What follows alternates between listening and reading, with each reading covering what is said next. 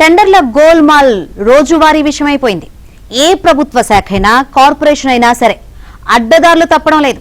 తాజాగా ఆంధ్రప్రదేశ్ ఆర్టీసీలో జరిగిన గోల్మాల్ చూస్తే ఎవరైనా ముక్కున వేలేసుకోవాల్సిందే. టెండర్లు దక్కని వాళ్ళు ఇప్పుడు లబోదిబోమంటున్నారు.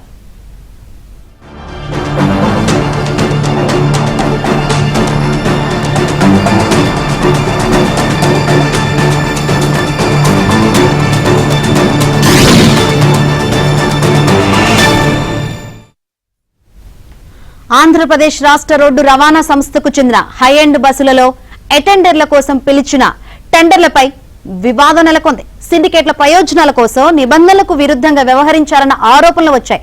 టెండర్లు లోపాభూయిష్టంగా జరిగాయని ఒక కాంట్రాక్టర్ ఆర్టీసీ ఉన్నతాధికారులకు ఫిర్యాదు చేశారు. ఈ వ్యవహారంలో కొంతమంది ఆర్టీసీ అధికారుల ప్రయోజనాలు కూడా దాగున్నాయన్న విమర్శలు వస్తున్నాయి.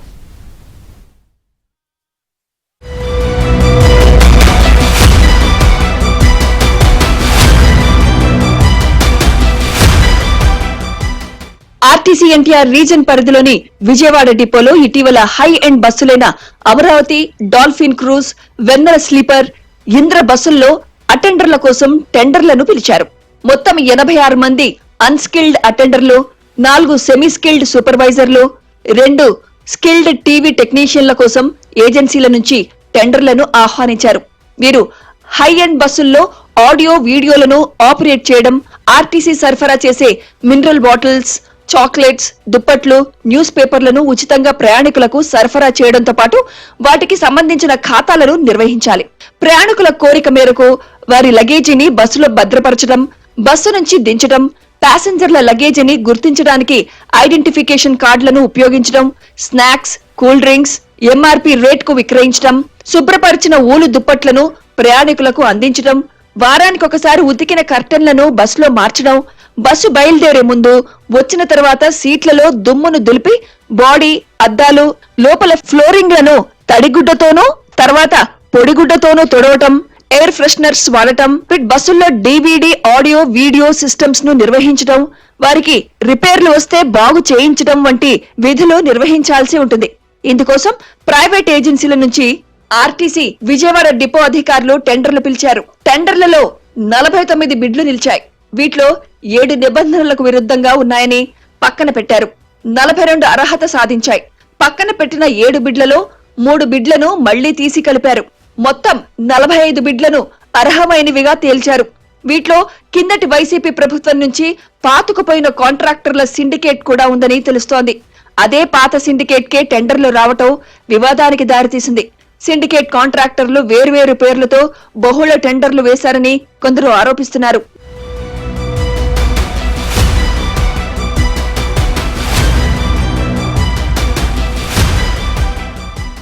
అటెండర్ల టెండర్లలో జరిగిన లోపాలపై RTC MD, Vijayawada ED, RTC ఆర్ఎంతో పాటు టెండర్ కమిటీకి వై శ్రీనివాస్ అనే కాంట్రాక్టర్ ఫిర్యాదు చేశారు.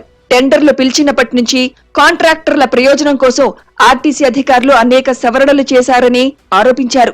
తాము టెండర్ ఫారాన్ని 5,900 రూపాయలకు కొనుగోలు చేశామని, ఆ తర్వాత సిండికేట్ ప్రయోజనాల కోసం 1,770 రూపాయలకు తగ్గించారన్నారు.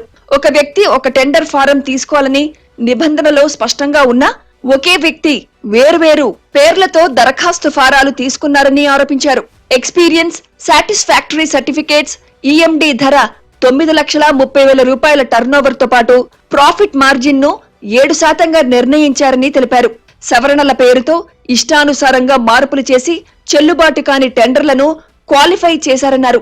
ఏ బిడ్ ను తీసినా కాంట్రాక్టర్ల త్రయం సిండికేట్లు వేయించినవే వస్తున్నాయని, సిండికేట్ త్రయం హాల్లో కూర్చున్న కాంట్రాక్టర్లను చంపేస్తామంటూ తొడగొట్టి బెదిరించిందని వెల్లడించారు. టెండర్ల ప్రక్రియపైన, కాంట్రాక్టర్ల సిండికేట్ త్రయం బెదిరింపులపైన సమగ్ర విచారణ జరిపి చర్యలు తీసుకోవాలని విజ్ఞప్తి చేశారు.